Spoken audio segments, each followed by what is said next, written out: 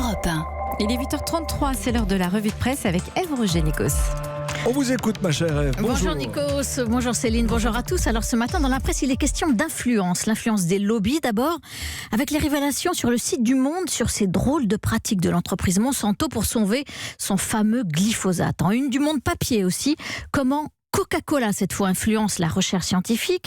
Guerre d'influence aussi en une de Libération avec ce joli titre, Éducation nationale, la guerre des bobards, avec un ministre Jean-Michel Blanquer et des syndicats enseignants renvoyés dos à dos. Info ou intox sur les réformes en cours, le quotidien essaie de faire le tri.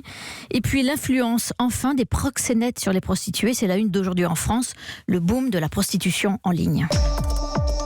Et on commence par la stratégie de Monsanto pour soigner l'image du glyphosate. Et oui, c'est le site du Monde qui raconte. Fin 2016, l'entreprise confie à un cabinet de lobbying français le soin de classer 200 personnalités françaises en fonction de leur capacité à influencer le débat sur le glyphosate, en bien ou en mal. À cette époque, l'Europe doit en effet décider de renouveler pour 15 ans l'autorisation de l'herbicide déjà contesté. L'objectif de Monsanto, identifier les leaders d'opinion, journalistes, politiques ou scientifiques qui interviennent dans le débat, déterminer qui sont les ennemis, qui sont les supporters. Alors évidemment, il y a ceux que Monsanto appelle les alliés, le patron de la FNSEA par exemple, à l'époque Xavier Belin, aujourd'hui disparu, pas réfractaire non plus Xavier Bertrand, le président de la région Hauts-de-France, ou même la navigatrice Maude Fontenoy. À l'opposé, il y a les personnalités dites à éduquer, comme certains journalistes, dont on peut essayer d'obtenir des articles pas forcément favorables, au moins neutres.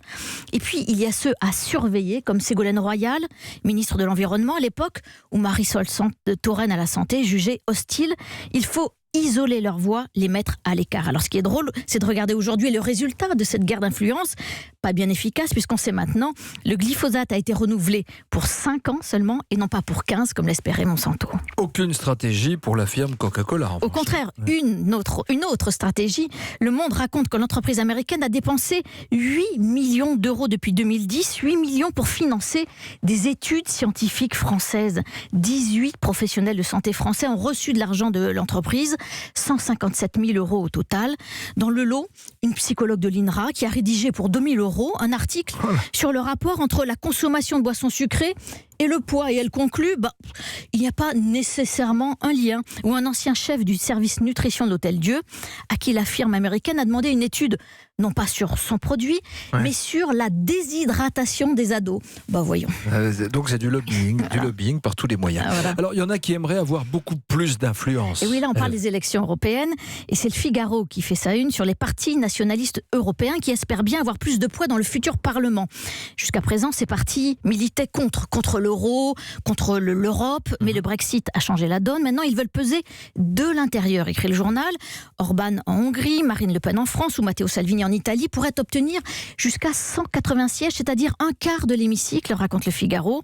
Le problème, c'est qu'en dehors de leur position hostile à l'immigration, ils ne sont d'accord sur rien. Ils sont portés par les mêmes souffles de colère et d'inquiétude contre l'immigration ou la bureaucratie européenne, décrypte Arnaud Delagrange, mais ils sont encore loin de se ranger sous le même pavillon. Sur les questions économiques, par exemple, il y a les ultralibéraux des Pays-Baltes ou les protectionnistes comme Marine Le Pen.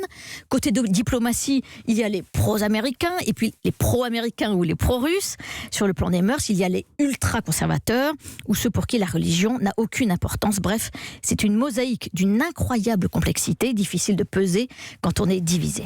Une influence qui ne se dément pas. Celle des proxénètes sur les prostituées. Oui, n'allez pas croire que les femmes qui se prostituent sur Internet ont gagné en liberté et échappent au réseau de prostitution. C'est ce que raconte aujourd'hui en France ce matin.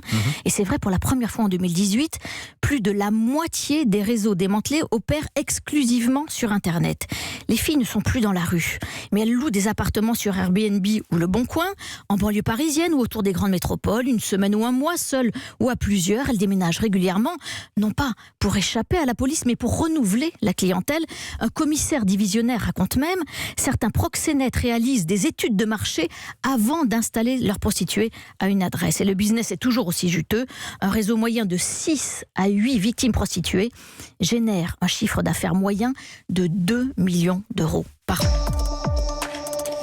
Allez, on va terminer avec une douce influence. Et oui, c'est dans Ouest France que j'ai trouvé cet article réconfortant sur ces couples ou ces familles qui accueillent dans leur maison des jeunes délinquants en voie de réinsertion pour un dîner, une nuit ou même quelques mois. C'est le cas de Francis et Corinne Merlin, un couple de quinquas qui habitent dans la Sarthe, et tous les soirs à 19h, ils sont contents de mettre un couvert de plus à leur table. Et ils racontent que la plupart du temps, à la fin du placement des ados, ils ne veulent plus partir.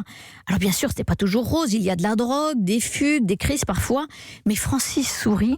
Difficile de commettre des infractions ici, il n'y a qu'une boulangerie, une petite gare, des vaches et un mouton.